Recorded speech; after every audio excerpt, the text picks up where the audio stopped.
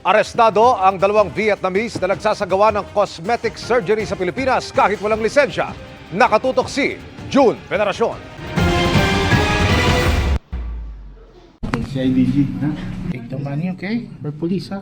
Tila hindi pa agad naintindihan ng Vietnamese national na ito na siya ang target ng entrapment ng CIDG. Kaya tuloy lang siya sa pagbilang ng marked money. Yeah, just give me the money. Give me the money. Okay?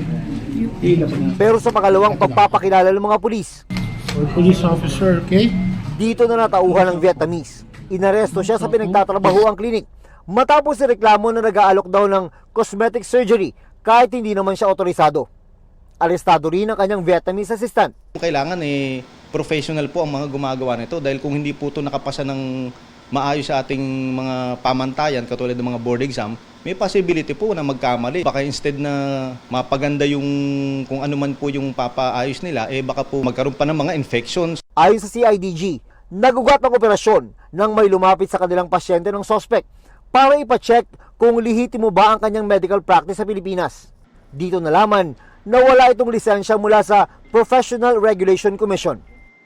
Nasa 1 taon na rin daw itong nasa Pilipinas. According sa consultation ng complainant po natin, yung pong breast augmentation nasa 125,000 ang quotation niya. Yung pong butt augmentation is 110,000. Nakumpiska ang mga medical supplies na nagkakahalaga ng ₱250,000. Sinampahan ang mga suspect ng rekamong paglabag sa Medical Act of 1959. Nagkakandak pa kami ng further investigation, particularly kung ano pa yung pwedeng maging liability ng establishment or nung clinic na kanyang pinapasukan. Sinusubukan pa naming makuha ang panig ng klinik at ng mga naarestong Vietnamese. Nakakulong ngayon dito sa Quezon City CIDG ang dalawang naarestong Vietnamese national. Umaapila ang CIDG na kung meron pang ibang nabiktima ay magsampa ng reklamo sa kanila.